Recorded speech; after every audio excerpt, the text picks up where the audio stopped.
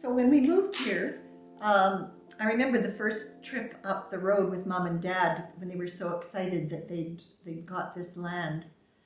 And it seemed like forever after leaving Cochrane and then leaving the 1A and coming up the 9 miles of gravel road through numerous cattle guards and so forth.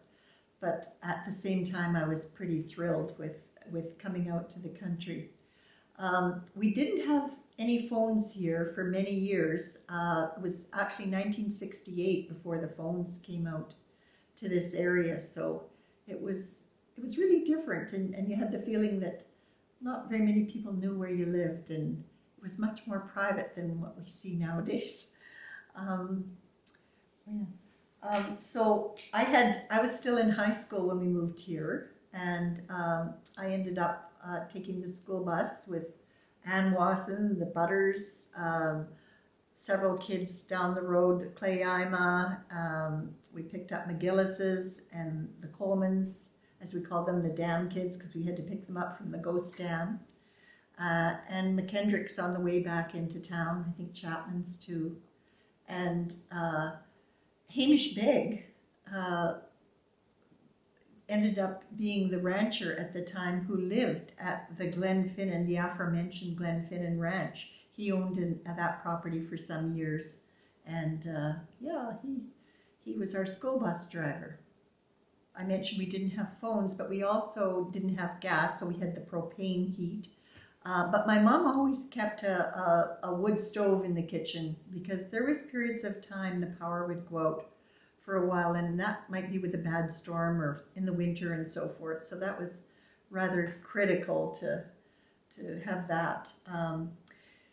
Dad ended up having a couple of the Stoney Nation men come and help build fence around the place. That would have been Noah Goat and Jake Rabbit, as I recall. So that was a good help at the time too. In those times, there was, you think about what did we do for fun or socialization and so forth. One of the best things that for me was the ability to borrow horses and get riding, because I'd been in love with horses since I was a little girl. And Donna and Richard Butters were amazing. They let me come with them on a very seasoned mare and ride in the bush to gather cows. And it was the first time that I'd really been riding very quickly in the bush, and I sure learned quickly that I'd better be dodging and ducking and saving myself from the branches. But it was wonderful. And Donna was most generous over the years and let me ride with her a lot of times. We really enjoyed those times, and I remember going over across the river and visiting Broussailles or just riding around here, and it was really marvelous. Also, I did ride a lot with Ann Wasson, and we were in the same grade, so that worked out really well. We had some great adventures riding, and I remember one time she and her brother John and I were riding up north of here, and we were quite a ways out, and all of a sudden the clouds and the sky wasn't looking too friendly at all, and then all of a sudden we had to go at a dead gallop, and we made it to the Little Red. There was a barn on the Little Red, and got the horses in just in time, and it was one heck of a thunder, lightning, and hailstorm. So we were pretty lucky.